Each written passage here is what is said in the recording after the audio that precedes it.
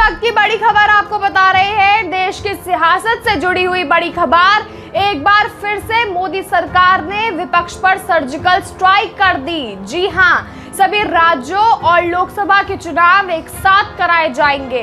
नमस्कार, आप देख रहे हैं इंडिया नेशन। आज आपको बताएंगे कि देश में एक बार फिर से एक चुनाव, एक देश को लेकर माहौल गरमाया हुआ है। एक देश एक चुनाव पर पहली बार विवाद 2018 में शुरू हुआ था। उस समय लॉ कमीशन ने एक देश एक चुनाव का समर्थन कर रिपोर्ट केंद्र सरकार को सौंपी थी।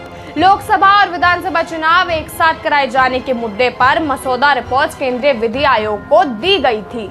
इस रिपोर्ट में संविधान और चुनाव कानूनों में बदलाव की सिफारिश की गई थी। एक देश एक चुनाव का जिन एक बार फिर बोतल से बाहर निकल आया है। केंद्र सरकार ने 18 से 22 सितंबर तक संसद के विशेष सत्र को बुलाया है। कहा जा रहा है कि इस विशेष सत्र में सरकार कई महत्वपूर्ण बिलों को पेश कर सकती है, जिनमें एक देश एक चुनाव बिल भी शामिल हो सकता है। वहीं इस पूरे मामले को लेकर एक कमेटी भी बनाई गई है, जिसके अध्यक्ष पूर्व राष्ट्रपति रामनाथ कोविंद होंगे। एक देश एक चुनाव पर पहली बार विवाद 2018 में शुरू हुआ था। उस समय लॉ कमीशन ने एक देश एक चुनाव का समर्थन कर रिपोर्ट केंद्र सरकार को सौंपी थी। लोकसभा और विधानसभा चुनाव एक साथ कराए जाने के मुद्दे पर मसौदा रिपोर्ट केंद्रीय विधि आयोग को दी गई थी। इस रिपोर्ट में संविधान और चुनाव कानूनों में बदलाव की सिफारिश की गई थी। लॉ कमीशन ने रिपोर्ट में कहा था कि देश में बार बार चुनाव कराए जाने से पैसा और संसाधनों की जरूरत से अधिक बर्बादी होती है। संविधान के मौजूदा ढांचे के भीतर एक साथ चुनाव करना संभव नहीं है, इसलिए हमने कुछ जरूरी संवैधानिक संशोधन करने के सुझाव दिए हैं। आयोग ने सुनिश्चित किया है कि संविधान में आमूलचूल संशोधन की जरूरत है, जिस पर चर्चा होनी चाहिए। कमीशन ने कहा है कि लोकसभा और विधानसभाओं के एक साथ चुनाव कराए जाने से जनता का पैसा बचेगा, प्रशासनिक भार कम होगा और साथ में सरकारी नीतियां बेहतर तरीके से लागू होंगी। एक साथ चुनाव कराए जाने से स्टेट मशीनरी पूरा साल चुनाव की तैयारियों में जुटे रहने के बजाय विकास के कार्यों में जुट सकेगी। कमीशन ने यह भी सुझाया था कि 10वीं अनुसूची के तहत दल बदल के मुद्दे पर चेयरमैन या स्पीकर को फैसला लेना चाहिए, लेकिन ये फैसला 6 महीने की अवधि के भीतर ही लेना होगा। साथ ही में यह भी कहा गया था कि आरपीआई एक्ट 1951 के संबंधित प्रावधानों में संशोधन की भी सिफारिश की थी, ताकि सभी उपचुनाव एक साथ कराए जा सकें।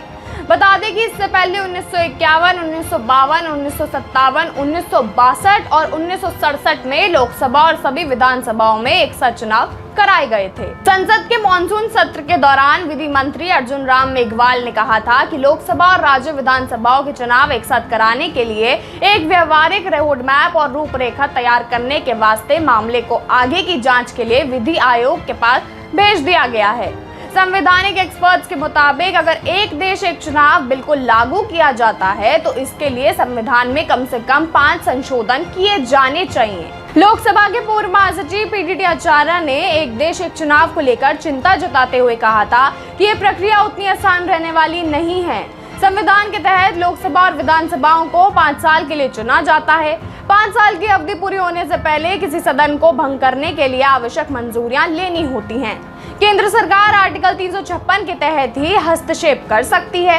उन्होंने कहा है कि सरकार की सिफारिश पर ही किसी असेंबली को कार्यकाल पूरा होने से पहले ही भंग किया जा सकता है, या फिर आर्टिकल 356 के तहत केंद्र की सरकार ही असेंबली को भंग कर सकती है। हालांकि अभी ये देखना पड़ेगा कि क्या असल में संविधान में संशोधन की जरूरत है भी या नहीं। क्या कभी एक साथ होते थे चुनाव?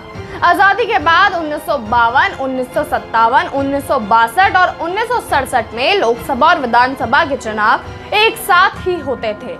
इसके बाद 1968 और 1969 में कई विधानसभाएं समय से पहले ही भंग कर दी गईं। उसके बाद 1970 में लोकसभा भी भंग कर दी गई। इससे एक साथ चुनाव की परंपरा टूट गई। अगस्त 2018 में एक देश एक चुनाव पर लॉ कमीशन की रिपोर्ट आई थी। इस रिपोर्ट में सुझाव दिया गया था कि देश में 2 फेज में चुनाव कराए जा सकते हैं। पहले फेज में लोकसभा के साथ ही कुछ राज्यों के विधानसभा चुनाव और दूसरे फेज में बाकी राज्यों के विधानसभा चुनाव।